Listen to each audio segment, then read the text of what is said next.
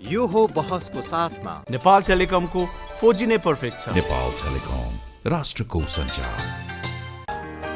गरिमा विकास bank, access to all. गर्वैदेखि बलियो भूगर्भ सिमेन्ट। कामना सेवा विकास बैंक, प्रगतिको आधार कामना सेवासँगको कारोबार। Vinayak Siddha college, committed for quality education. Medanta Ayurveda health home.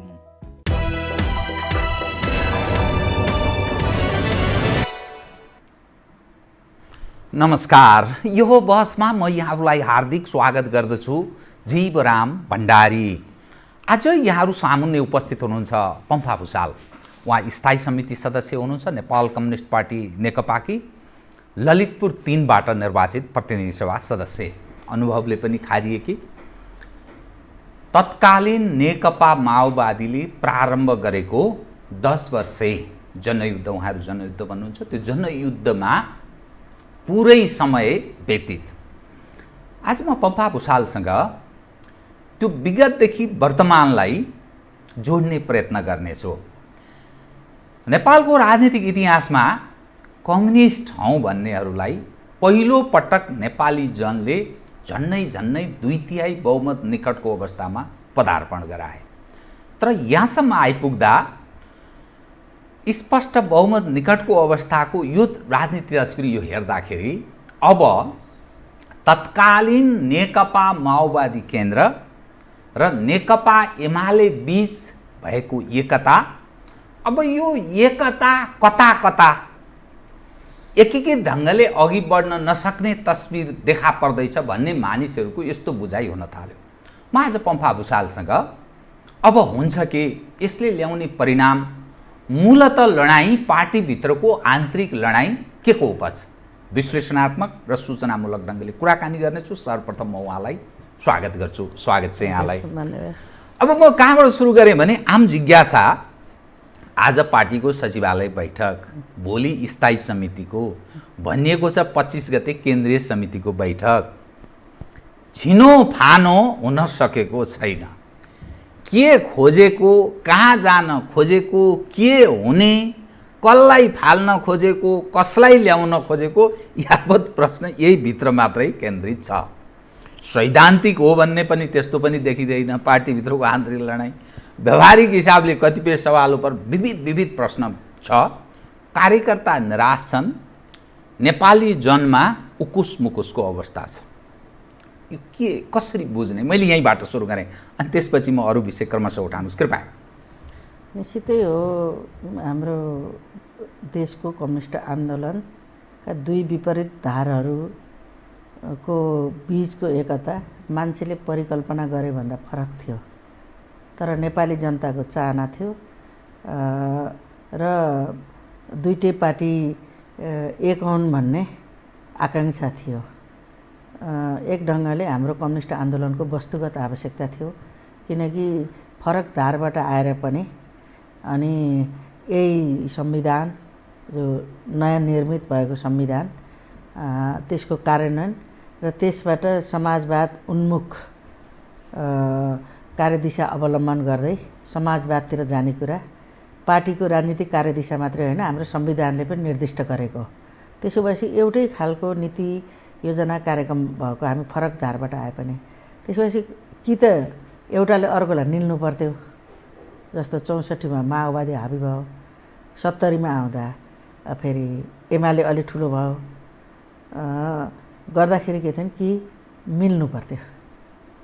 निल्न एउटाले अर्कोलाई निल्न नसकेपछि मिल्ने स्थिति पर्थ्यो। त्यही कि निल्ने कि मिल्ने हुन्थ्यो। हो, त्यसो गर्दाखेरि यो चाहिँ एकदम यथार्थ वस्तुगत आवश्यकता थियो। त्यो आवश्यकतालाई चाहिँ सम्बोधन गरेको एकताले पहिला गठबन्धन, त्यसपछि एकता गर्ने गरेर निर्वाचनमा गएको कुरालाई चाहिँ हाम्रो जस्तो मिश्रित निर्वाचन प्रणाली 40% समानुपातिक, 60% प्रत्यक्ष, यस्तो निर्वाचन प्रणालीमा सामान्यतया एउटै पार्टीको बहुमत आउन सक्दैन। यहाँ त कस्तो भन्दै भन्दाखेरि एउटै पार्टीको धन्य 2/3 बहुमतको कुरा छोडिदिनुहोस्, एकदमै सजिलो बहुमत धन्य 2/3 को आसपास। परदेशमा जाँदा त 7मा 6 यो जनताले गरेको चाहिँ एउटा अनुमोदन हो, यो बडो ऐतिहासिक थियो। यो इतिहासलाई रक्षा गर्दै इतिहासको अझ विकास गर्ने दायित्व हाम्रो काँधमा हो। तर र निर्वाचन पहिले गरेको गठबन्धनको गर्दै गरेको घोषणाको एकता पनि भयो हैन। जेठ 3 जुन ढङ्गले एकता भयो, एउटा ठुलो उत्साह थियो। 3 महिनाभित्र एकीकरणका काम सक्ने, समाजवाद उन्मुख अर्थ सामाजिक नीति राज्यले अङ्गीकार गर्ने, संविधानले निर्दिष्ट गरेका मौलिक अधिकारको हुबहु कार्यान्वयन गर्ने र सामाजिक न्यायमा आधारित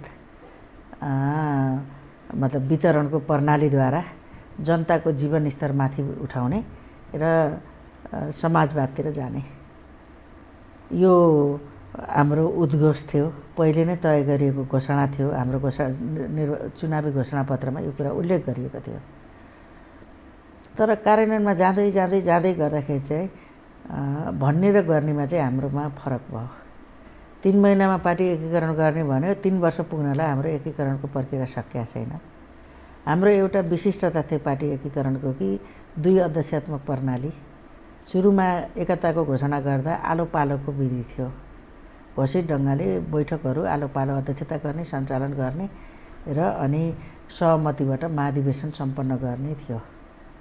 तर त्यो एकीकरण कहिले पनि अगाडि बढेन। त्यो आलो पालो भन्ने पनि हरायो।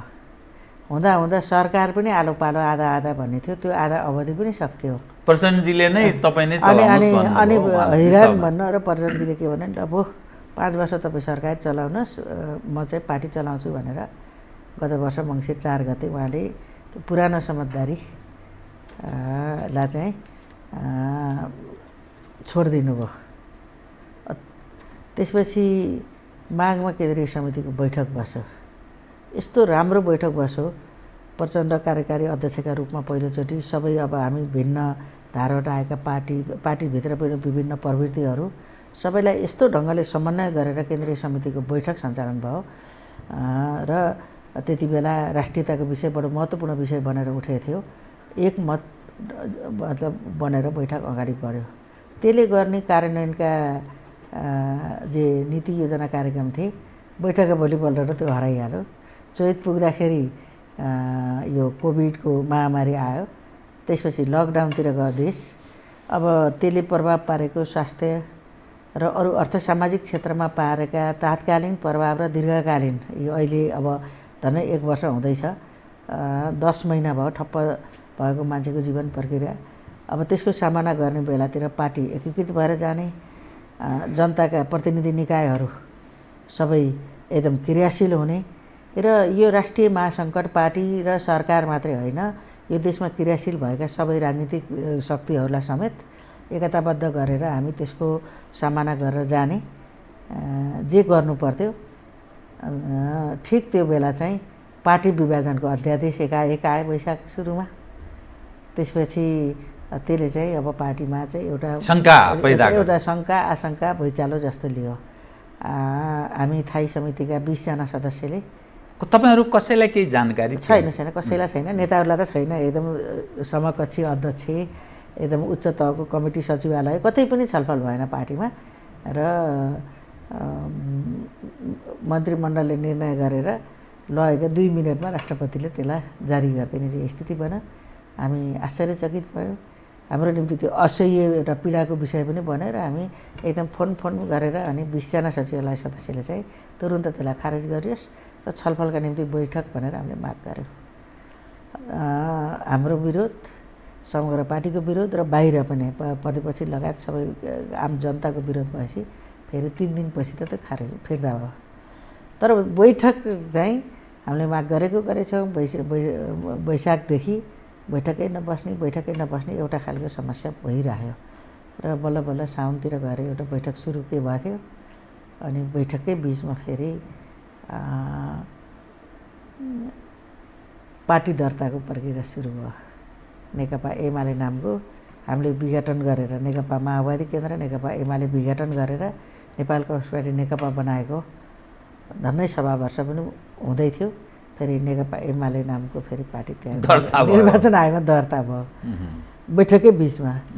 अनि बैठकमा बहस छलफल यिनै विषय केन्द्रित भएर अनि सरकारका नीति योजना कार्यक्रम प्रभावकारी नभएको कुरा, जनता कोभिडको महासङ्कटबाट गुज्रेको, स्वास्थ्य समस्या मात्रै होइन अर्थ सामाजिक समस्या पनि जटिल बनेर गएको बेला, प्राकृतिक प्रकोपमा त्यो बेला बाढी पहिरोले देश आक्रान्त भएको बेला त्यसलाई कसरी सम्बोधन गर्ने र अघि बढ्ने, सरकारलाई प्रभावकारी कसरी बनाउने, पार्टीलाई क्रियाशील र गतिशील कसरी गर्ने, धन्य 8 लाख सदस्य भनिन्छ, ती सदस्यसहित समर्थक जनता सबै शक्तिलाई चाहिँ सक्रिय ढङ्गले समस्या र चुनौतीको सामना गर्ने, सिङ्गो देशलाई एकताबद्ध गर्ने। भर्खरै हामीले नेपालको भूमि भारतले ओगटेको र आफ्नो नक्सामा प्रकाशन गरेको कुरालाई चाहिँ हामीले संविधान संशोधन गरेरै हाम्रो नक्सा परिमार्जन गरेको एउटा राष्ट्रिय एकता जुन ढङ्गले सुदृढ भइराखेको बेला थियो, त्यसबाट अब त्यो जमिन फिर्ता लिने प्रक्रिया लाग्ने बेलामा चाहिँ फेरि चल्दै गरेको संसद अधिवेशन पनि भङ्ग, फेरि अध्यादेश, अनि कतै संसद विघटनका चर्चा आदिको एउटा सङ्कटबाट अगाडि हामी झन् एउटा सङ्कटबाट अर्कोबाट अर्को गर्दा हामी एकदम समस्याको अझ गहिरो खाडलमा कतै निस्किनै पो सकिन्न कि भनेर आशंका हुने स्थितिमा पुग्यौँ। र फेरि पार्टी एकता जो हाम्रो अझै कतिपय प्रक्रिया बाँकी छन्, ती सबै प्रक्रियालाई पनि पुरा गर्ने, पार्टीलाई क्रियाशील गर्ने, सरकारलाई प्रभावकारी बनाउने र पार्टीको एकतालाई चाहिँ अझ सुदृढ गर्ने उद्देश्यद्वारा फेरि त्यति बेला एउटा कार्यदल बन्यो समस्या समाधान सुझावका निम्ति। र हामीले संयोगले म पनि त्यो कार्यदलमा बस्ने अवसर पाएको थिएँ। हामीले सर्वसम्मत ढङ्गले नै व्यापक छलफल गऱ्यौँ र सर्वसम्मत ढङ्गले चाहिँ हामीले पार्टीका समस्या हल गर्ने, सरकारलाई प्रभावकारी बनाउने, जनताका समस्यालाई चाहिँ सम्बोधन गर्ने, राष्ट्रियताका विषयलाई चाहिँ अझ हल हुन नसकेका समस्या हल गर्ने, सिङ्गो राष्ट्रलाई एकताबद्ध गर्ने ढङ्गले हामीले चाहिँ त्यसमा सुझाव दियौँ र कार्यदलले रिपोर्ट पेश गर्यो। रिपोर्ट पेश गऱ्यौँ र थाई समिति अध्यक्ष सचिवालय हुँदै थाई समिति पुग्दाखेरि चाहिँ एकमतले भदौ 26 गते हामीले त्यसलाई पास गऱ्यौँ। त्यसैले अब त्यो थाई समितिको सम्पत्ति हो त्यो। अनि अब यसको कार्यान्वयन उप के छ त तपाईहरुले? अनि के भयो त भन्दाखेरि त्यहाँ पुग्यो र अझ त्यो रिपोर्ट कस्तो छ त भन्दाखेरि त्यो रिपोर्ट प्रधानमन्त्री तथा अध्यक्ष कमरेडलाई चाहिँ सजिलो हुने गरेछ। 5 वर्ष सरकार चलाउनुहोस्, पार्टीमा छलफल गरेर सहमतिबाट सरकार चलाउनुहोस्, पार्टीले दिएका नीति योजना र निर्देशनलाई कार्यान्वयन गर्नुहोस्, एकदमै रणनीतिक महत्त्वका राजनीतिक संवैधानिक नीतिगत विषय गर्दा थाई सचिवालय र 2टा अध्यक्षको सहमतिबाट कार्यान्वयन गर्नुहोस्। यता कार्यकारी अध्यक्षका रूपमा प्रचण्डलाई निर्वाध ढङ्गले काम गर्ने वातावरण बनाएर अनि बाँकी भएका पार्टी एकताका काम 1 महिनामा पुरा गर्ने, केन्द्रीय समितिको बैठक राख्ने, अनि पार्टी सदस्यहरूको उसलाई चाहिँ रेकर्डलाई चाहिँ अध्यावधिक गर्ने, त्यसपछि महाधिवेशनको प्रक्रियामा जाने र सकेसम्म हामीले पार्टी एकताकै बेला गरेको सहमतिको प्रक्रियाद्वारा चैतमा महाधिवेशन गर्ने भनेर गइसकेपछि सरकार पनि एकातिर चल्छ सक्रिय ढङ्गले, पार्टी पनि चल्छ भन्ने विश्वाससित हामीले बैठक सम्पन्न गरेका थियौँ। बडो उदारपूर्वक प्रधानमन्त्री तथा अध्यक्षलाई केपी शर्मा ओलीलाई नै सहज हुने वास्तवमा त्यो निर्णय थियो। हामी ढुक्क थियौँ अब पार्टी निर्वाध ढङ्गले अगाडि बढ्छ। सरकार विभिन्न तहका सङ्घ पनि प्रदेश पनि हामीले पुनर्गठनको सुझाव पनि दिएका थियौँ। अब अलिक प्रभावकारी रिजल्ट दिने गरेर अगाडि बढ्ला भन्ने अपेक्षा थियो। तर एकातिर त्यही कार्यदलकै बसिराखेकै बेलामा हामीले कुनै पनि दूरगामी प्रभाव पार्ने असर पर्ने राजनीतिक निर्णय नियुक्ति केही पनि नगरियोस् भने त्यही बिचमै पार्टीभित्रको बहस र अन्तरसङ्घर्षलाई एकदम स्वस्थता प्रकारले अघि जाने दिने भन्दा गाली गलौजमा लाग्ने मान्छेहरूका नियुक्तिहरू भए र अब त्यही पनि हामीले अब 26 गतेपछि पार्टीले गरेको निर्णय अब हुबहु पालना हुन्छ भन्ने थियो। 2 दिनपछिबाट त्यो हरायो र हुँदा अब जब त्यो निर्णय लागू हुन छोडे पार्टीले गरेको निर्णयका विपरीत ढङ्गले काम कारबाहीहरू अगाडि बढ्न थाले र समस्यामाथि अर्को समस्या थपिने स्थिति बन्यो।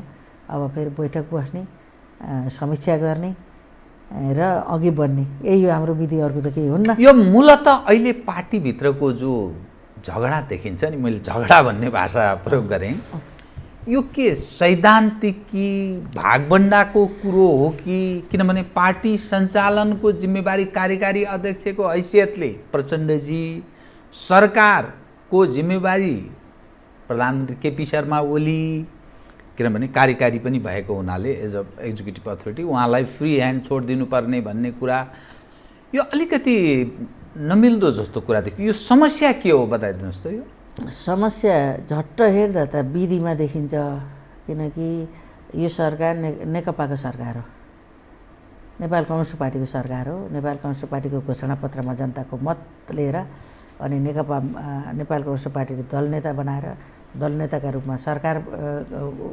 बनाएको यो नेकपाको सरकार हो। त्यसैले नेपाल कम्युनिस्ट पार्टीको नीति योजना कार्यक्रम निर्देशनबाट सरकार चल्नुपर्छ, नम्बर 1।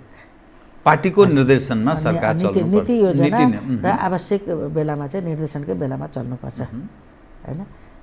तपाईँ देख्नुभयो भने कर्णालीको एउटा प्रसङ्ग आयो, पार्टीको निर्देशनमा भन्ने कुरा आयो नि त। त्यही कुरो जहाँ पनि त लागु हुन्छ, त्यो ढङ्ग त्यता चल्नुपर्ने, अनि त्यो भएन। त्यसो झट्ट हेर्दा यो विधि पद्धति र प्रक्रियाबाट बाहिर गयो र नितान्त एउटा व्यक्तिको हट, महत्त्वाकांक्षा, अहमता र व्यक्तिवादी शैलीबाट अगाडि बढ्यो, यो हो। अब यसलाई फेरि तपाईँले विशुद्ध यही विषय भन्न मिल्दैन। यसलाई यो भने यसले त कोही न कोही त एउटा विचार बोक्छ। त्यसो भएर यो एउटा मार्क्सवादी लेनिनवादी जो हाम्रो मार्गनिर्देशन सिद्धान्त हो, राजनीतिक विचार हो र त्यसको लेनिनवादी सङ्गठनात्मक विधि हाम्रो मतलब आफ्नो सङ्गठनात्मक विधि हो, अनि त्यो अन्तर्गत चाहिँ चलेन। कुनै एउटा सामन्तको जस्तो सर्वेसर्वा मै हो, मैले नै सबै चिज गर्ने हो भने जस्तो गरेर जाने जुन सोच हो, यो विचारमै पनि समस्या हो, कार्यशैलीमा पनि समस्या हो, सङ्गठनात्मक विधि पद्धतिमा नै समस्या हो। मातहतमा त तपाईँले अब मतलब विभिन्न अवसर आदि इत्यादिको कुरा पनि होला, तर अहिले आइपुग्दाखेरि त्यहाँनिर गएको हो। र यो यति व्यक्तिवादी भयो कि मतलब अरू सबै केही पनि हैनन्, पार्टी केही पनि होइन, कमिटी प्रणाली केही पनि होइन, सबै मैले गर्ने हो भन्ने ढङ्गको जुन एउटा व्यक्तिवादी अहमता छ, यो झट्ट सोचमा हेर्ने हो नि यो चाहिँ कुनै कम्युनिस्ट सोच होइन। ओलीजीले टेर्नु भएन पार्टीलाई। अब अनि पार्टी चाहिँ राम्रो ढङ्गले चलेको छ त?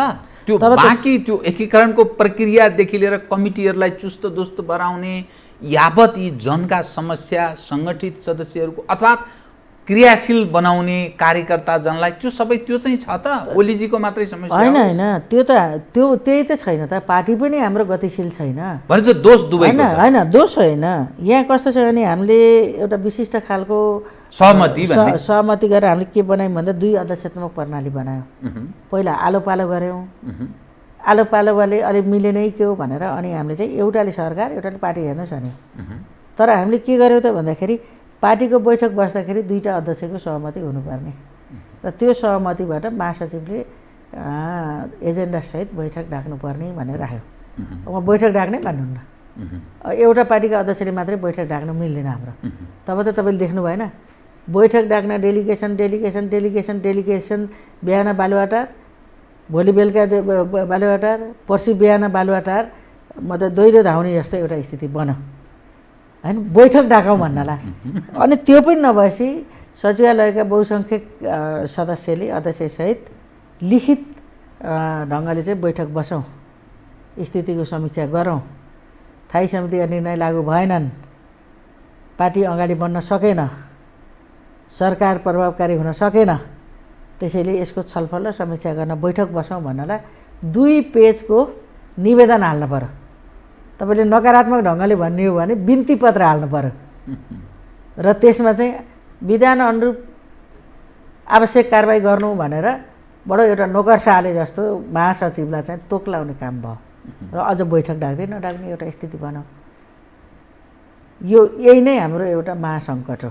त्यो त अनि बल्ल बल्ल 2 पेजको निवेदन हालेर के बैठकको माग गर्नुभएको थियो 5 जना नेताहरूले 10 पेजको आरोप पत्र लिखित रूपले अध्यक्ष कमरेड प्रचण्डका नाममा लेखेर अनि अरूलाई चाहिँ बोधार्थ दिने काम भयो।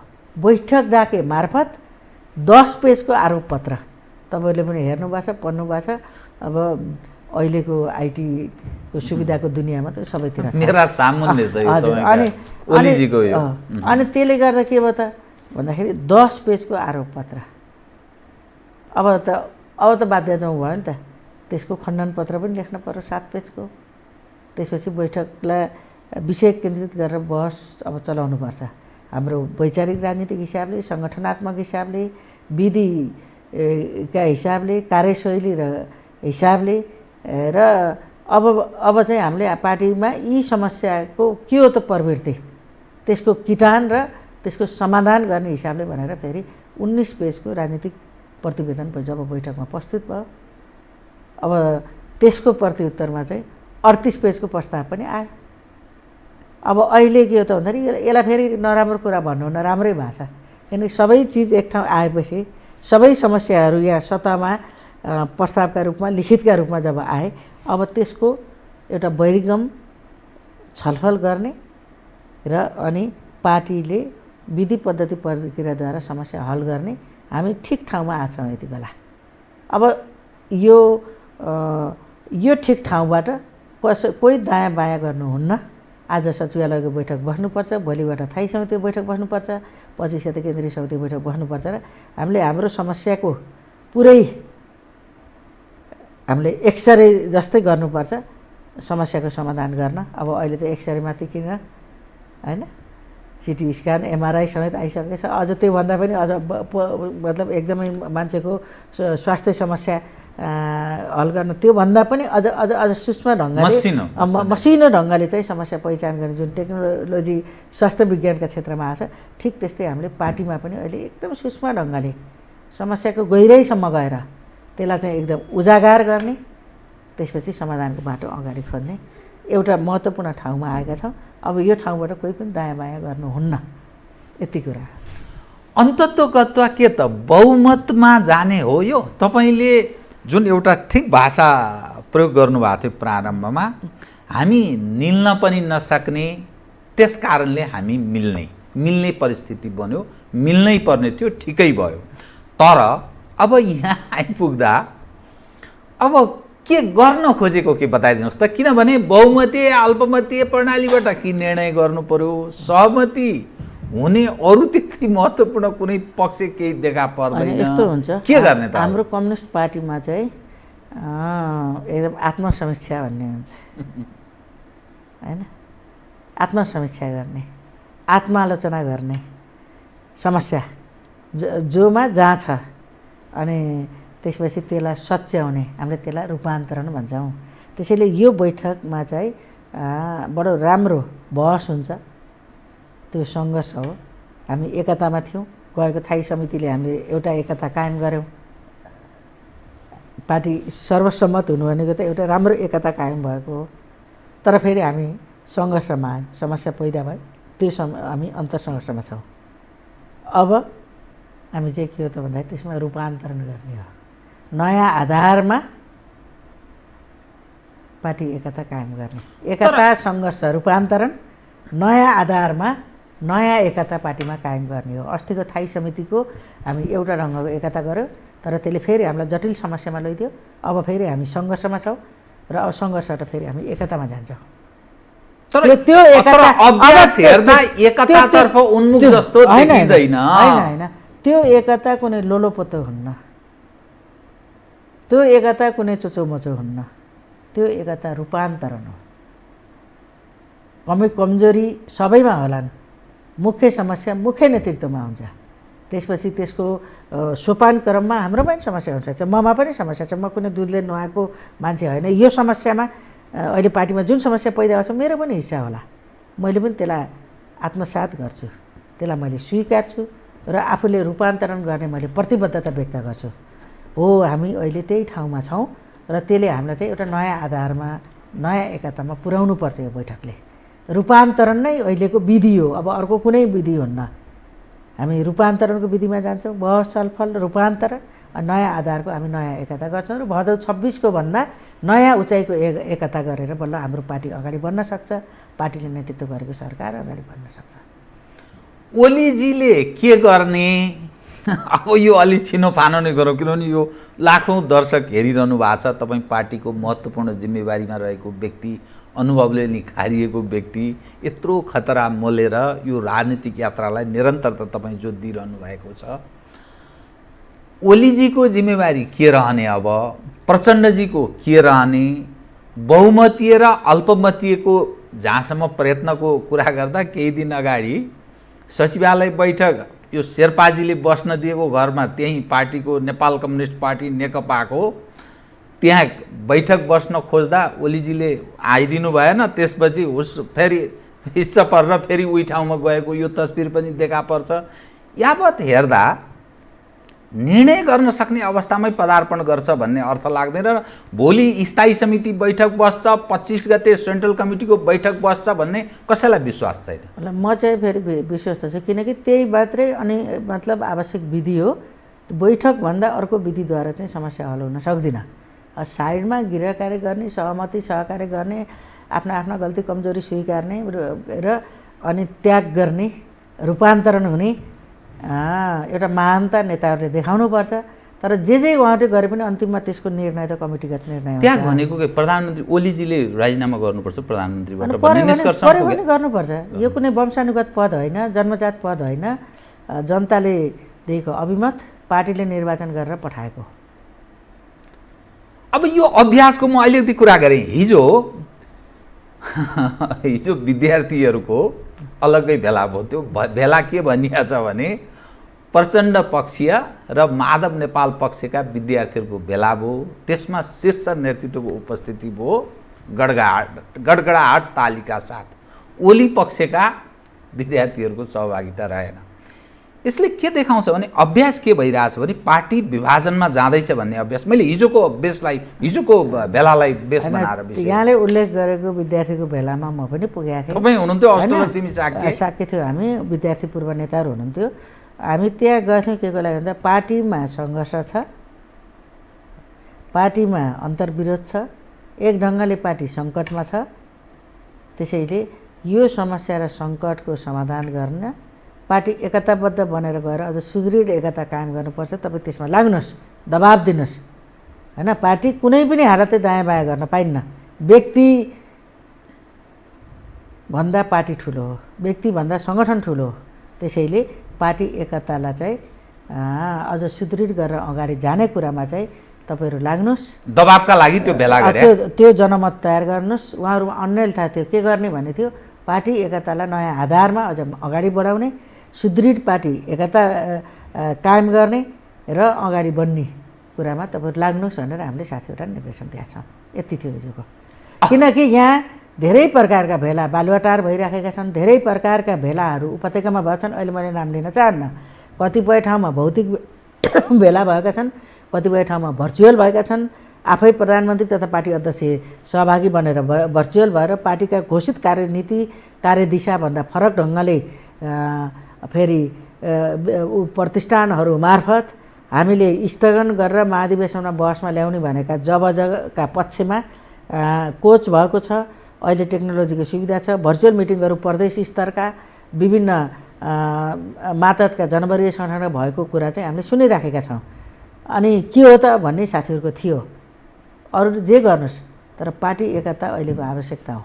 जनता हाम्रो चाहना मात्रै होइन, जनताले अनुमोदन गरेको एकता यताउता हुन सक्दिन। त्यसैले एकतालाई बचाउने, एकतालाई सुदृढ गर्ने, पार्टी एकता बचाइराख्ने कुरामा चाहिँ तपाईँहरू लाग्नुहोस्। अहिलेको तपाईँहरूको अभिभार त्यही हो। अलिकति स्पष्ट होस् भन्ने मैले यहाँबाट चाहेको, पार्टीको जिम्मेवार व्यक्ति भएको हुनाले त्यो एकता के ओलीजीले प्रधानमन्त्री छोडिदिने अनि प्रचण्डजी चाहिँ कार्यकारी अध्यक्षको रूपमा रहने कि अथवा कार्यकारी अध्यक्ष प्रचण्डजी रहने, ओलीजीले चाहिँ प्रधानमन्त्री छोडेर पहिलो अध्यक्षको रूपमा जिम्मेवारी वहन गर्ने, अरू कसलाई जिम्मा दिन खोजेको हो कि के हो? अब यो अलि स्पष्ट हुनु निश्चितै पर्यो। रूपमा अहिले अब जहाँबाट समस्या हल भएको छ, जहाँ समस्याको केन्द्र हो त्यही हल गर्नुपर्छ। कसरी गर्ने होइन, त्यसको हल चाहिँ कमिटीमा छलफल हुन्छ र विधिबाट हल गर्ने, पर्दा छोड्नुपर्छ। अब चाहिँ म चाहिँ के भन्न चाहन्छु भने पार्टी एकताको एक दिन पहिला भएको जो एउटा सहमति थियो आलो पालोको, सरकारमा नि आलो पालो, यता पार्टीको सञ्चालनमा पनि आलो पालो जाने जुन भूमिका थियो त्यही जाँदाखेरि हल हुन्छ, कुनै नयाँ खोज्नु पर्दैन। त्यो ओलीजीले मात्रै छोड्ने, ओलीजीले मात्रै छोड्ने, अनि प्रचण्डजीले पार्टी अध्यक्ष फेरि उहाँको पनि त जिम्मेवारी होला नि त। ओलीजीले भन्नु होला नि त तपाईले के गर्नुभयो त कार्यकारी अध्यक्षको हैसियतले भन्न प्रश्न उठाउनु होइन फेरि के गर्ने? त्यहाँ त उ छ नि, त्यो दुई कार्यकारी भने पनि तपाईँले सुन्नु, कार्यकारीको निर्णय अध्यक्ष प्रचण्डले छोड्नुभयो मङ्सिर 4 गते। त्यसको एक दिन पछिको फायर साइट जम्मैले हेर्छ, तपाईँले मिडिया भएर हेर्नुहुन्छ होला। त्यहाँबाट मै एक नम्बरको मै हो कार्यकारी भन्न गइसकेपछि अनि चल्छ पार्टी? चलेन नि त। त्यसैले अहिले ठ्याक्कै मूर्तै प्रस्ताव त म गर्दिनँ। अब नेताहरूले त्याग गर्ने बेला आएको छ। यहाँ मैले यता गर्दा सुन्छु त्याग गर्ने भने मैले फलानालाई छोड्दिनँ, फलाना दिन्छु, मैले यतिजना बाहेककोलाई दिन्छु। यो कसैको यो बक्सिस होइन, लिडरसिप त पार्टीले बनाएको, कसलाई बनाउँछ? यहाँ पुस्ताका पनि यसो चर्चा सुन्छ। प्रधानमन्त्रीले नयाँ पुस्ताको कुरा गर्नु भएको छ। यो पुस्ता कसैले दिने होइन नि, कि यो राजा महाराजा हो र हाम्रो नेतृत्व? छोरालाई दिन्न, नातिलाई आफै स्थापित हुने हो। दाजुभाइलाई दिन्न, छोरालाई दिन्छु, छोरालाई दिन्न, नातिलाई दिन्छु भन्न पाइन्छ? नेतृत्व विकासको त हाम्रो कम्युनिस्ट पार्टीको आफ्नै विधि छ। हामी 1:3 भन्छौँ। एकदम युवालाई पनि ल्याउनुपर्छ, अनि अलि मध्यकालीन त्यो युवाबाट विकास भएको पङ्क्ति पनि नेतृत्वमा हुन्छ र अलिक परिपक्व भएको पाको पङ्क्ति पनि हुन्छ। एक तिहाई भनेर भन्ने विधिलाई चाहिँ हामीले अवलम्बन गरेका छौँ। त्यसपछि के हुन्छ, युवाले पनि सिक्दै जान्छ, युवाबाट अलिक पाको भएको हुन्छ, उसले पनि फेरि अझ पुरोड भएको नेतृत्वबाट सिक्छ र कर्मश अगाडि जाने कुरा हुन्छ। त्यही पुस्तालाई दिन्छु भन्ने कुरा होइन। राजनीति मतलब पार्टी सङ्गठन भने त विचार र राजनीतिबाट चल्ने हो। नयाँ विचार, नयाँ कार्यदिशा लिएर आउँछ भने 20 वर्षको आए पनि हुन्छ। तर यही कार्यदिशा, यही नीति, यही सङ्गठनात्मक प्रणाली 40औँ 50औँ वर्षको त्याग तपस्याबाट बनेको नेतृत्व हो नि। कसैले बनाइदिएर टिका लाएर बन्दैन नेतृत्व।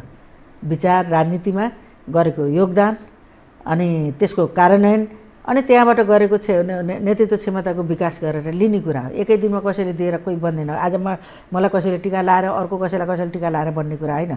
हामी आफ्नै मेहनत, आफ्नै पसिना, आफ्नै सक्रियता, आफ्नै क्रियाशीलताबाट यहाँ आछौँ। ठिक त्यस्तै गरेर अर्को पनि त्यसै गरेर आउँछ। र दिने कसलाई भन्ने कोही एउटाले दिने होइन, बक्सिस होइन नि त नेतृत्व त। त्यो त कमिटीले बसेर कसलाई दिने हो? त प्रचण्डजी अब कार्यकारी अध्यक्ष रहनु भएन यसरी बुझ्ने हो? होइन, कार्यकारी भन्यो तर कार्यान्वयनमा चाहिँ व्यवहारमा उहाँ कार्यकारीको रूपमा जिम्मेवारी दिएन, रहेन। किन भन्दा नि दुईटा अध्यक्षको सहमतिले बैठक डाक्ने। बैठक डाक्न त मतलब नदिने, लिखित दिँदाखेरि तोक लाउने, अनि कसरी उहाँले बैठक डाक्नु चाहिँ अगाडि बढ्नुहुन्छ? त्यसो गर्दाखेरि हामी सङ्कटमा छौँ, समस्यामा छौँ, यसको गाँठो फुकाउनै पर्छ, यसको हल गर्नै पर्छ। त्यसका निम्ति जसले जे त्याग गर्नुपर्छ। पार्टीभन्दा माथि कोही पनि छैन। एज अ समाजवाद उन्मुख तपाईँहरू भन्नुहुन्छ, मार्क्सवादमा विश्वास गर्नुहुन्छ कि अध्ययनले पनि तपाईँहरू खारिकै व्यक्ति हुनुहुन्छ। तर फलाना समूहको फल्ना समूहको फल्ना ती जो व्यक्तिहरूको नाम आउँछ नि फ्रन्टमा, तिनीहरूको सैद्धान्तिक ज्ञान, तिनीहरूको शिक्षा, तिनीहरूको चरित्र व्यवहार यावत हेर्दाखेरि तपाईहरुलाई सन्तुष्टि मिल्छ? त्यो जो गुटको कुरा आउँछ नि, फल्ना गुटको फल्नाको खल्तीको मान्छे ढिस्काना, फल्नाको खल्तीको फलाना भन्दा कस्तो महसुस गर्नुहुन्छ तपाईहरु जस्तो मान्छे? हैन मतलब फेरि मैले यो पनि भने छैन नि, समस्या केवल एउटा सामान्य प्रधानमन्त्री तथा पार्टी अध्यक्ष केपीमा अथवा सामान्य अर्का अध्यक्ष कमरेड प्रचण्डमा मात्रै छ भनेन। मैले अघि नै भने नि मेरो पनि केही हिस्सा छ।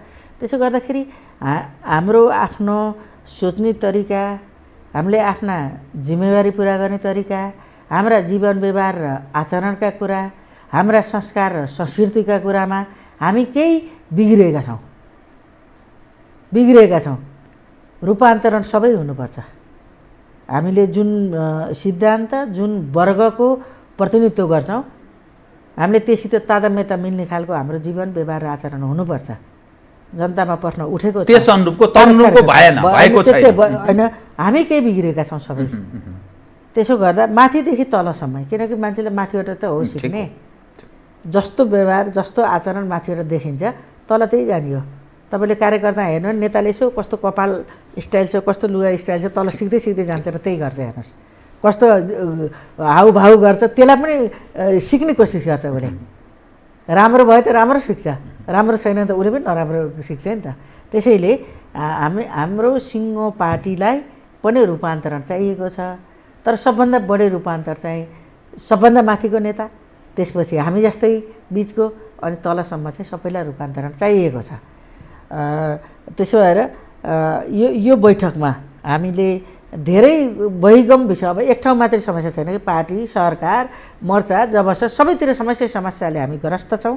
त्यसैले एकदम समस्याको सूक्ष्म ढङ्गले पहिचान गरेर, धेरै समस्या हुन्छन् तर समस्यामध्ये तपाईँले मुख्य समस्या के हो तपाईँले मुख्य हल गर्नुभयो भने ती सहायक त्यसै हल भएर पनि जान्छन्। मैले तपाईँलाई विवादमा ल्याउन चाहेको होइन कि यो अलिक स्पष्ट पारिदिनु भन्न खोज्या। त्यागको कुरा गर्दा ओलीजीले त्याग गर्नुपर्ने कुरा बुझियो होइन, त्यो प्रष्ट छ भनेको प्रधानमन्त्री छोड्नुभयो उहाँले भने कुरो मिल्न सक्छ भन्ने अर्थ आयो। अनि ओलीजीले ठिक छ म प्रधानमन्त्री छोड्छु, त्यसो भने प्रचण्डजी पनि कार्यकारी अध्यक्ष छोड्नुहोस् भन्नुभयो भने के राख्न त पाइएन। अनि उहाँले छोड्नु भएन भने ओलीजीले म किन छोड्छु, म छोड्दिनँ, यो सहमतिमा भएको सारा चिज भन्ने स्थितिमा पदार्पण गर्यो भने के गर्ने ल बताइदिनुहोस्। कसको कारणले बढी बिग्रिएको छ के कमसेकम भदौ 26 यताका निर्णयहरू कार्यान्वयन गर्ने सन्दर्भमा यो प्रचण्डले नगरेको हो। यो त हामीले तथ्यगत ढङ्गले बोल्नुपर्छ। मैले भने रूपान्तरण हुन उहाँले पनि पर्ला, कैयौँ सचिने र सच्याउने कुरा पनि गर्नु पर्ला। तर अहिले बराबर भन्ने हुन्न, त्यो भित्र मुख्य कसको हो भन्ने कुरा हुन्छ। अनि मुख्य समस्या के हो त्यो समस्या हामीले हल गर्नुपर्छ।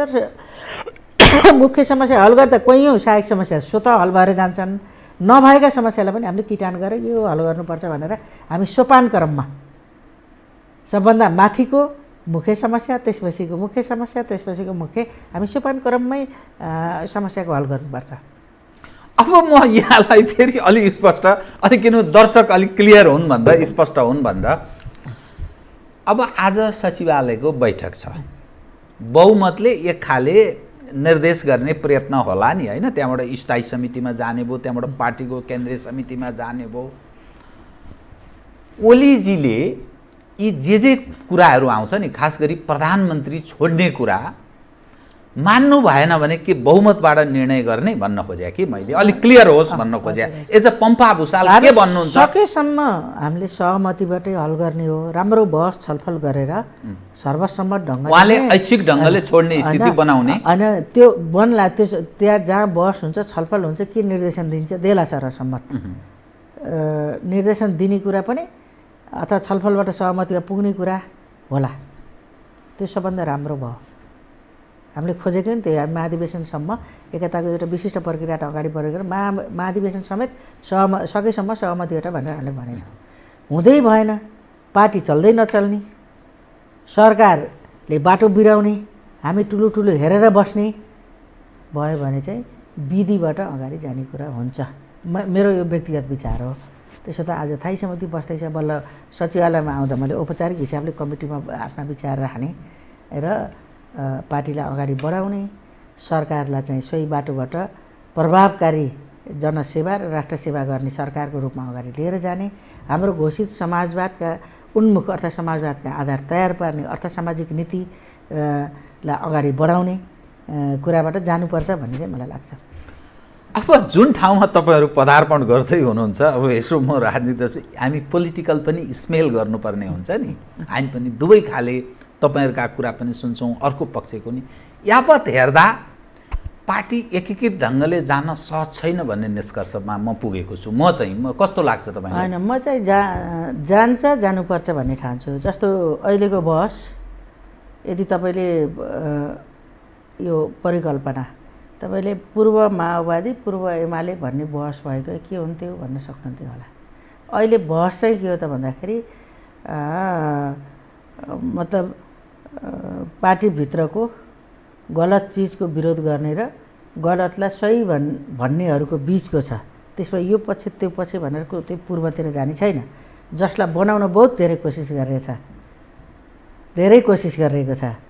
एक मान्छेलाई दिँदा दर्जन मान्छेलाई चाहिँ पार्टीका अध्यक्ष बनाइदिने, आधा दर्जनभन्दा बढी मान्छेलाई चाहिँ आउने पालि प्रधानमन्त्री बनाइदिने भनेर फुटाउरा शासन गरेको कार्यशैली पनि अवलम्बन गरिएको छ। त्यो सूचना छ होइन, सूचना छ। तर अहिले के हो त पार्टीभित्रको सही विचार र गलत विचार, सही सङ्गठनात्मक विधि र गलत सङ्गठनात्मक विधि, सही कार्यशैली र गलत कार्यशैली, कम्युनिस्ट कार्यशैली र व्यक्तिवादी कार्यशैली, यस्ताको बिचको जो एउटा बहस छ त्यसमा दुईटै कुरा सही त हुन्न। एउटा बेला एउटा सत्य हुन्छ। त्यसैले सत्यको बिच विजय, सहीको विजय गराएर चाहिँ हामी यो बैठकबाट जानुपर्छ। मान्छेलाई रूपान्तरण हुने अवसर चाहिँ दिनुपर्छ। किनकि मान्छेले गल्ती कमजोरी गर्छ। अवसर कहिलेसम्म दिने बताउनु? होइन, त्यो त स्वीकारेर ल्याउने। अनि म रूपान्तरण हुन्छु भनेर जाने एउटा तरिका हुन्छ, एउटा चाहिँ अब त्याग गरेर जाने कुरा हुन्छ। अब सवाल के रह्यो भने आगामी महाधिवेशन, सहमतिमा महाधिवेशन नेतृत्व चयनको तपाईहरु कुरा गरिरहनु भएको छ। यो सारा हेर्दाखेरि त महाधिवेशनसम्मै पुग्दैन। महाधिवेशन भयो भने पनि सहमति असम्भव भन्ने अर्थ लाग्छ। हैन, अहिलेको स्थितिले महाधिवेशनै नहुने ठाउँमा पुगिसक्यो। अहिले त हाम्रो असोजमा केन्द्रीय समितिको बैठक बसेर मङ्सिरमा चाहिँ महाधिवेशनको निम्ति बैठक बस्ने कार्ययोजनाहरू प्रस्तुत गरेर अनि महाधिवेशनको अभियानमा तल जाने भनेर हामीले निर्णय गरेको। त्यो निर्णयको मसिनो सुकेको छैन, तर कार्यान्वयन पनि भएको छैन। त्यसो गर्दा हामी एउटा नयाँ समस्या छ। अब चाहिँ हामी यो बैठकबाट पार्टी पनि मतलब एकदम विधिसङ्गत ढङ्गले परिचालन हुने गरेर सरकार पनि पार्टीको नीति योजनाबाट जनता र राष्ट्रको पक्षमा वाह कमाउने गरेर अगाडि बढ्ने गरेर जानुपर्छ। हामीसित धेरै मौका पनि छैन। 3टा नीति योजना कार्यक्रम बजेट गइसके, जनता सन्तुष्ट छैनन्। पार्टीको नीति योजना कार्यक्रम महसुस गर्नु भएको छ, जनता सन्तुष्ट छैन महसुस। एकदमै म त एकदमै म एकदम सडकको जनतासित मेरो बडो जीवन्त सम्बन्ध छ। म चाहिँ मेरै निर्वाचन क्षेत्रमा बस्छु। धारामा पानी नआएकोदेखि, हस्पिटलमा बेड नपाएकोदेखि, बेरोजगार भएर रोजगार नपाएदेखि, खाना नपाएर भोकै बसेकादेखिका समस्यासित म एकदम जीवन्त ढङ्गले परिचित छु। त्यसो गर्दा जनता सन्तुष्ट छैनन्। त जनताको राजनीति जनताको लागि, देशका लागि अघि तपाईहरुको महत्त्वपूर्ण दुईवटा नारा, एउटा यो गरिब दिन दुखीको लागि हौ हामी, कम्युनिस्टहरू भनेका त्यसका लागि, त्यसकारण पनि तपाईहरुप्रति बढी मानिसहरूको आकर्षण रह्यो। दोस्रो हामी देशभक्त हौ भन्ने तपाईहरुको दोस्रो नारा कि यो दुई नाराले नेपाली जनता, गरिब दिन दुखी र देशभक्त नेपालीको आकर्षण तपाईहरुप्रति रह्यो। तर नतिजाले अहिले तपाईहरुको आन्तरिक रणाको यो हेर्दाखेरि जनता प्राथमिकतामा छन्, देश प्राथमिकतामा छ भन्ने कतै अर्थ लाग्दैन। होइन, यही बस ठ्याक्कै यही छ। अहिले हामी जनताप्रति हामीले जे सङ्कल्प गरेर आएका थियौँ, प्रतिबद्धता व्यक्त गरेका थियौँ, त्यसलाई पुरा गर्न सकेनौँ, हाम्रो सरकारले गरेन। अहिले हामी कोभिडको एउटा महासङ्कटमा छ। हाम्रो घोषित नीति त छोडिदिनुहोस्, 10 महिना भयो देशभित्र बेरोजगारी छ, स्वास्थ्य उपचारको व्यवस्था छैन, मान्छे भेन्टिलेटर आइसियु नपाएर मरिराखेका छन्। यो एउटा स्वास्थ्यको हामीले जुन ढङ्गले व्यवस्थापन गर्नुपर्ने पुगेको छैन। अनि रोजगार गुमेको छ, व्यवसाय सञ्चालनमा छैनन्, सब क्षेत्र चौपट छ, उद्योग व्यापार व्यवसाय चौपट छ। अहिले मैले पाएको तथ्याङ्कमा धन्नै 7 लाख मान्छे देशभित्र बेरोजगार छन्। अहिले विभिन्न व्यवसायहरू ठप्प भएको कारणले शैक्षिक संस्था, होटल, उद्योग, कल कारखाना, बजार बन्द, व्यापार यस्तोबाट राष्ट्र बैंकले झन्डै 40 लाखको तथ्याङ्क सार्वजनिक गरेको छ। होइन, पूर्ण अहिले बेरोजगार भएको स्थिति। त्यसपछि चाहिँ भारत र पछिल्लोचोटि अरब लगायतका देशबाट फर्के गर्दा 16 लाख मान्छे चाहिँ पूर्ण बेरोजगार छन्। यो पछिल्लो तथ्याङ्क होइन, तपाईले ती 16 लाख मान्छेको समस्या सम्बोधन गर्नु भएन अनि मान्छे विद्रोहमा आयो भने थ्याक्न सक्नुहुन्छ? यो कसको जिम्मा यो यो सरकारको, यो हाम्रो पार्टीको, अनि हाम्रो पार्टीको, अब हाम्रो त सरकारको। 1.5 वर्षपछि होइन, चुनावमा जानुपर्छ, दुई के वर्ष- भनेर जानुहुन्छ? ठ्याक्कै 2 वर्ष बाँकी छ। त्यसो गर्दाखेरि हामीले 3 वर्षमा जे गर्न सकेनौँ, 2 वर्ष अबका 2 वर्षमा हामीले त्यसलाई हामीले पुरा गरेर जनतामा एउटा नयाँ विश्वास, नयाँ आशा, नयाँ भरोसा लिएर हामी जनतामा जान सक्नुपर्छ। अझै हामीसित मौका छ। अब विलम्ब गर्नुहुन्न। नम्बर 1, राष्ट्रियता हाम्रो महत्त्वपूर्ण एजेन्डा हो। हामी राष्ट्रवादी बनेर पनि भोट मतलब जनताले हामीलाई अभिमत दिए। हामीले केही काम गऱ्यौँ पनि। त्यसो त हामीले गत वर्ष कात्तिकमै हामीले नेपालको गुमेको भूभाग, नेपाली भूभाग तर भारतले ओगटेको छ सन् 1960-62बाट, त्यो भूभाग चाहिँ हामीले हामीमा ल्याउनुपर्छ। नक्सा पनि छापौँ अनि त्यो भूगोल पनि ल्याउँ, वार्ता संवाद गरौँ भनेर संसद र संसदीय समितिबाट हामीले सरकारलाई निर्देशन दियौँ। नक्सा छापेर हुन्छ, जमिन ल्याउने हो भनेर जवाफ दियो। तर जब कोभिडको महासङ्कटका बिचमा हाम्रो भूभागमा भारतले उत्तर दक्षिण बाटो बना, त्यहाँका रक्षा मन्त्रीले बाटोको उद्घाटन गरे अनि नयाँ नक्सा भारतले छाप्यो र हाम्रो भूभाग आफ्नो नक्सामा लयो। चौतर्फी राष्ट्रिय हिसाबले नै त्यसको विरोध भइसकेपछि चाहिँ त्यसपछि बल्ल पार्टीले सचिवालयको बैठकले नीति योजना कार्यक्रम प्रस्तुत गर्दा नक्सा छाप्ने, भूमि फिर्ता लिने कुरा नीति योजना राखियोस् भनेपछि अनि सरकारको नीति योजना कार्यक्रममा राख्यो। अनि संसदबाट संविधान संशोधन गरेर सर्वसम्मत ढङ्गले ओलीजीलाई बाध्य पारे हो तपाईँहरूले। अनि सचिवालयले निर्देशन दियो। त्यसलाई चाहिँ ओली सरकारले अवलम्बन गर्यो। त्यसलाई मैले राम्रै मान्छु। त्यसपछि चाहिँ फेरि संसदबाट नक्सा संविधान संशोधन गर्ने, नक्सा पास गर्ने कुरामा चाहिँ सिङ्गो देश एक भयो। यो चाहिँ बडो सकारात्मक काम हो। तर अब जमिन फिर्ता ल्याउनु पर्ने कुरामा अनि पाठ्य पुस्तकमा पढाउन छापिएको किताब वितरण गरिएन भनेर सुनिएको छ। किताबमा के त्यो पढेको छैन। र अब छिटोभन्दा छिटो कुटनीतिक वार्ता संवाद गरेर त्यो जमिन फिर्ता ल्याउने, नक्सा मात्रै छापेर हुन लाग्ने भन्ने बेलामा चाहिँ भारतीय गुप्तचर संस्थाका प्रमुखलाई बोलाएर रातिमा वा लटारमा वार्ता संवाद गर्ने के गरियो, त्यो कुटनीतिक मर्यादा पनि छैन।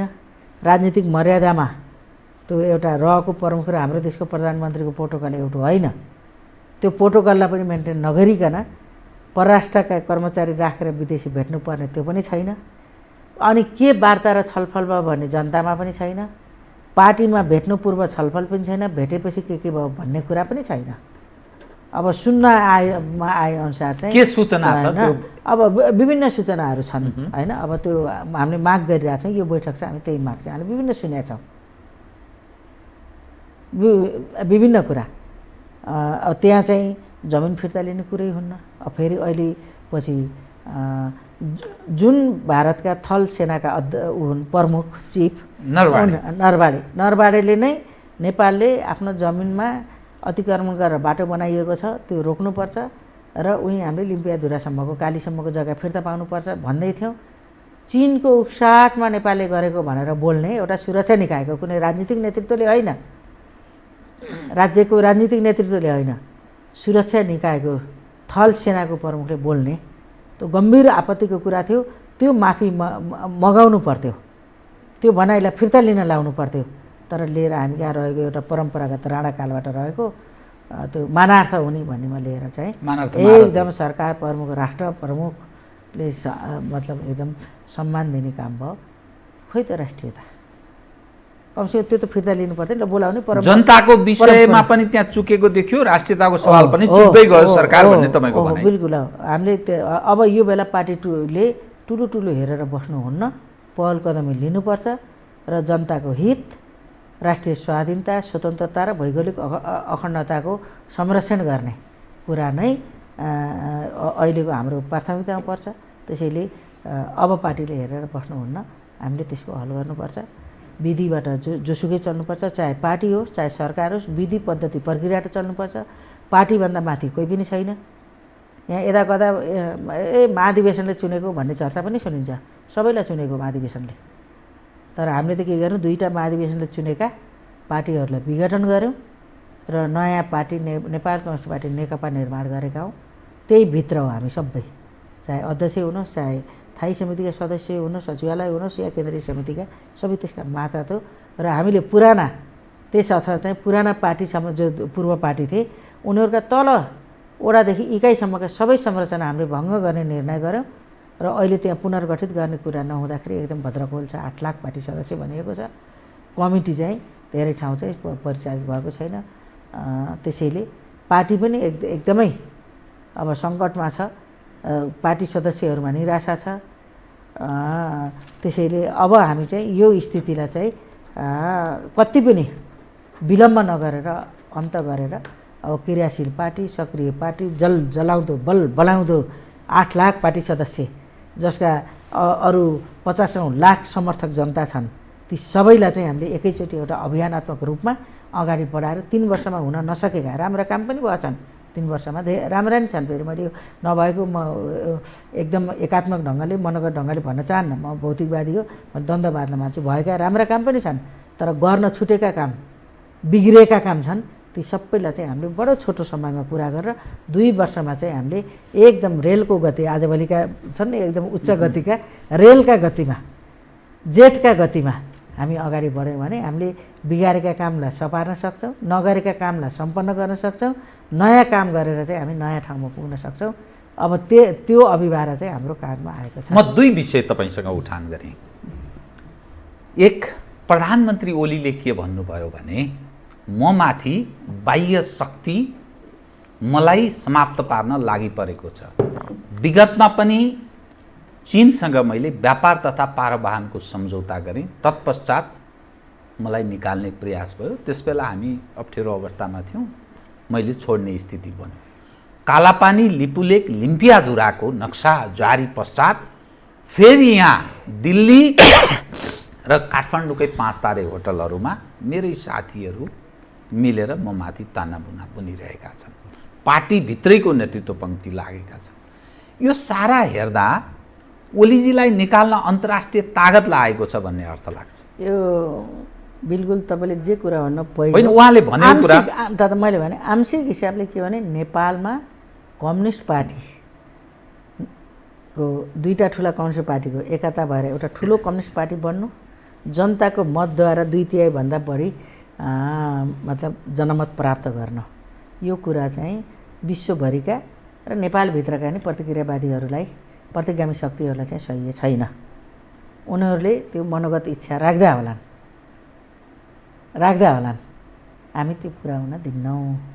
एक। दोस्रो चाहिँ पार्टीकै नेताहरू तपाईँले भने जस्तो तारे होटलमा बसेर हटाउन लाग्यो भन्ने कुरा बिल्कुल गलत हो, बिल्कुल झुट हो।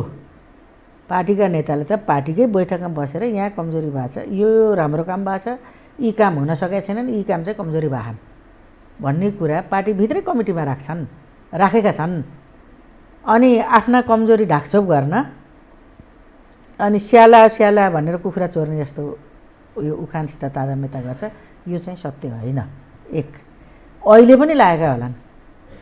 अब पछिल्लोचोटि त देखिहाल्नु त्यो सामन्त गोयललाई कसले भेटेको, पछिल्लोचोटि नरवाणीलाई कसले भेटेको, कोसँग निकट छ भन्न खोज्नुभयो तपाईँले। अनि भर्खरै आएर अरूको पनि भरमा ती त खुला छन्, अखुला कति होला। जे पनि मान्छु म, जसरी टिकाउनु पर्छ भन्ने कुरा होला नि त। समस्या त सूचना तपाईहरुलाई त्यो छ। सूचना त अहिलेको संसार कसबाट कसलाई छिप्न सक्छ र। यस्तो बनाइदिएको छ, एउटा हातमा मोबाइल लिएपछि कसले छैन, चाहे विदेशमा बसेका नेपाली हुन्, चाहे स्वदेशका एकदम कुना कन्दरा बसेका हुन्, धेरै जनताको पहुँच छ सञ्चारमा। त्यसैले कोही पनि मतलब सूचनाबाट बाहिर हुन्न। अनि कमजोरी ओइलाइदिने अनि सच्याउन या त्यसलाई त्याग गर्नुपर्छ भन्दा विदेशी देखाउने, अनि आफूलाई टिकाउनु पर्दा अनि जुनसुकै विदेशीलाई जुनसुकै बेला जुनसुकै प्रश्नमा आफ्नो हैसियत पनि कायम नराखिकन, पार्टीमा छलफल नभइकन, राज्यका विधि विधानमा नरहिकन गर्ने गतिविधि के होला नि फेरि। तर म अहिले प्रति आरोप लगाउन चाहन्न। यो हाम्रो पार्टीको बहस हो। यो बहसको बेला हामी यो विवादको बेला विदेशी शक्तिले स्वदेशभित्रका प्रतिगामी शक्तिले टाउको उठाउँदैन। आजभोलि मैले यसो सुन्छु सडकमा यहाँ सडकमा आयो नि, अब तपाईहरु के महसुस गरिरहनु? यो सिस्टममा खतरा उत्पन्न हुन लाग्यो हो। सक्दिन। धेरै ठुलो त्याग तपस्या बलिदानबाट प्राप्त गरेको सङ्घीय लोकतान्त्रिक गणतन्त्र हिजो विस्थापित भएर चिहानमा गएको शक्ति फेरि जागेर आउँछ भन्ने कुरा चाहिँ मरेको मान्छे बिउतेर आउँछ भने जस्तो के यो तथ्य छ र कोही संसारमा मरेको मान्छे बाँचेको? उनीहरु कम्युनिस्टहरुलाई त्यही भन्छन्, संसारमा सिद्धिएको नेपालमा कहाँबाट आएको यो विचार कहिले मिल्दैन। तर नेपालमा राजतन्त्र त आर्यघाटमा लगेर दाह संस्कार गरेको त नेपाली जनताको आन्दोलनले हैन। अब त्यो फेरि बाँचेर आउँछ भनेर कल्पना गर्नु चाहिँ मरेको मान्छे चाहिँ बाँचेर आउँछ भने जस्तो कुरा यो कसैले सपना नदेखे हुन्छ। हाम्रो भित्र कहिले बहस छलफल अन्तरसङ्घर्ष अन्तर्विरोधले कसैले एउटा मनोगत इच्छा राखेको होला, त्यो नराखे हुन्छ, त्यो असम्भव कुरा हो। हाम्रो गणतन्त्र अब कसैले फिर्ता लिन सक्दिन, हाम्रो सङ्घीयता कसैले फिर्ता लिन सक्दिन, हामीले तयार पारेको सङ्घीय लोकतान्त्रिक गणतन्त्रको संविधान कसैले फिर्ता लिन सक्दिन हो। तर जनता भन्ने चित्त शक्तिशाली हुन्छ नि त। तपाईहरुले नसकेपछि त जनता नि जान्छ नि त। जनता कहिले पनि प्रतिगमनतिर जान्न। जनता भनेको जहिले पनि अग्रगमनतिर अगाडि बढ्छ, त्यसको नेतृत्व गर्ने हो राजनीतिक दलले। त्यहाँ जनता पछाडि कहिले पनि जान्न। यो चाहिँ कसैले आकांक्षा नराखे। राजनीतिक दलले नेतृत्व गर्न नसकेर त त्यो राष्ट्रिय झण्डा सहित आयो नि। राष्ट्रको झण्डा बोक्ने कुरा राम्रो, तर त्यो कभरभित्र पश्चागामी प्रतिगमनकारी प्रतिक्रियावादी सोच राख्ने कुरा चाहिँ बिल्कुल विषादी सोच हो। त्यो विषादी सोचले मान्छेलाई मार्छ। त्यो विषादी विषले कहिले मान्छेलाई बचाउन सक्दैन। एउटा दबावमा तपाईहरु काहीँ न काहीँ त्यसलाई फिल चाहिँ गर्नुभएको छ एक हिसाबले। त्यो हामी अनुभूत गर्छौँ हाम्रो पार्टी फुटे हुन्थ्यो भनेर लाग्ने कैयौँ शक्तिहरू हुन सक्छन्, हुन्छन्, अन्तर्राष्ट्रिय रूपमा पनि राष्ट्रिय रूपमा पनि। न त हामी फुट्छौँ, न त हामी हार्छौँ, न त नेपाली जनताले त्याग तपस्याबाट प्राप्त गरेको यो अहिलेको युग परिवर्तनको जो एउटा उपलब्धि छ त्यसलाई हामीले गुम्न दिन्छौँ। एउटा मात्रै विषय 1 मिनेटमा सक्दिनु होला। अब सवाल के रह्यो भने ओलीजी पार्टीको पहिलो अध्यक्ष प्रथम अध्यक्ष हुनुहुन्छ, देशको प्रधानमन्त्री हुनुहुन्छ। सहमति भन्ने भाषा तपाईहरुले प्रयोग गर्नुभएको छ। हिसाब किताब हेर्दा तपाईहरुको के तयारी देखिन्छ भने बहुमतको आधारमा ओलीजीलाई बाध्यात्मक अवस्था सिर्जना गर्ने, महाधिवेशन नभएसम्म उहाँलाई नेतृत्वबाट हटाउने कसरी कसले आदेश दिएर मान्ने भन्ने अवस्थामा सायद उहाँ प्रवेश गर्ने तयारीमा उहाँ पनि हुनुहुन्छ। Smell political smell. अनि के गर्नुहुन्छ, कसरी चल्छ यो पार्टी? सहमतिबाट छोड्ने पनि हुन्छ कि सहमतिबाट हुने मात्रै होइन। सहमत हुनु भएन भने त मान्नु भएन नि त। उहाँले मान्नु भएन भने त सहमति भएन। पहिलो चाहिँ सहमतिबाट छोड्ने पनि एउटा सहमति हो, सहमतिबाट बन्ने पनि एउटा सहमति हो। अनि सहमति हुँदै नभए भनेदेखि हाम्रो सङ्गठनात्मक विधिमा चाहिँ व्यक्ति सङ्गठनको मातहत, तल्लो कमिटी माथिल्लो कमिटीको मातहत, अल्पमत बहुमतको मातहत भन्ने हाम्रो सङ्गठनात्मक विधि छ। त्यहाँ पुग्न सकेसम्म नपरोस्, बहुमतको निर्णय गर्ने अवस्थासम्म पुग्न नपरोस् भन्नु। अनिर्णयको बन्दी भएर पार्टी बस्ने, अनिर्णयको बन्दी भएर देश बस्ने त हुन सक्दैन नि त। त्यो त तपाईँ पनि चाहनुहुन्न। यसको अर्थ पार्टी बहुत सङ्कटमा छ, तपाईहरु विभाजनको ठ्याक्कै सन्निकटमा। विभाजन हुन्न, पार्टी कहाँ विभाजन हुन्छ? अल्पमत हुँदा बित्तिकै विभाजन हुन्छ। तपाईँले हाम्रो होइन विगत भएको छ नि, मोहन भाइदेजीसँग भयो, विप्लवजीसँग तपाईहरुको भयो, अनि तपाईहरु आफै फेरि अलग भएर हामी एकता पनि गरेछ नि फेरि। ठिक त्यस्तै जस्तो अझ मतलब आदरणीय केपी कमरेड उहाँले त कैयौँ महाधिवेशनमा हार्नु भएको छ नि। उहाँ हारेर पनि त बस्नुभयो र 9औं महाधिवेशनमा आउँदा जित्नुभयो। उहाँले आफ्ना निर्वाचन क्षेत्र पनि हार्नु भएको छ नि, अहिले जितेर आउनुभयो। हार जित त उहाँले पनि स्वीकार्नु भएको छ नि त, होइन हो? त्यसो गर्दाखेरि त्यसैले त हामीले यो विधिलाई अवलम्बन त्यो विधिलाई स्वीकार्नुपर्छ सबैले भन्नु। हजुर, हस्, धन्यवाद छ। धन्यवाद।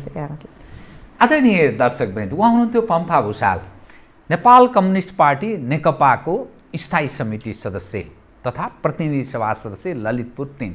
म सहित मेरो सम्पूर्ण युनिटलाई कार्यक्रमबाट बिदा दिनुहोस्, तर यो हो टेलिभिजन हेर्दै रहनुहोला। नमस्कार।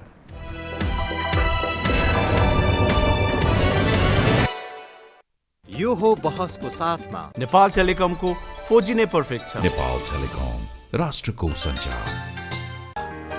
गरिमा विकास बैंक, एक्सेस टु ऑल। गर्वैदेखि बलियो भूगर्भ सिमेन्ट। कामना सेवा विकास बैंक, प्रगतिको आधार कामना सेवासँगको कारोबार। Vinayak Siddha College, committed for quality education. Medanta Ayurved Health Home,